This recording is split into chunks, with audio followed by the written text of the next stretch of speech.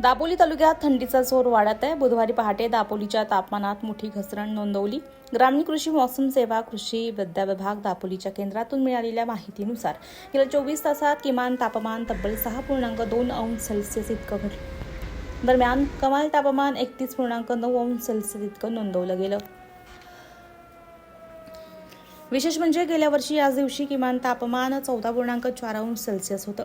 त्याच्या तुलनेत यावर्षी तब्बल 8 अंशांची घसरण झाली आहे। अचानक वाढलेल्या थंडीमुळे सकाळी दाट धुकं, जोरदार गारवा आणि शेतकरी तसेच नागरिकांना शरीरावर चांगलीच थंडी जाणवत असल्याचं चित्र आहे।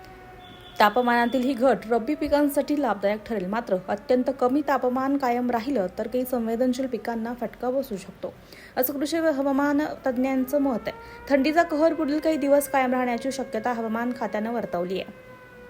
दापोलीत गेल्या काही वर्षात डिसेंबर महिन्यात एवढा मोठा पारा गडगडल्याची घटना क्वचितच पाहायला मिळते। त्यामुळे नागरिकांनी उबदार कपड्यांचा वापर करून थंडीपासून बचाव करावा, असं आवाहन स्थानिक आरोग्य विभागाकडून करण्यात येत आहे।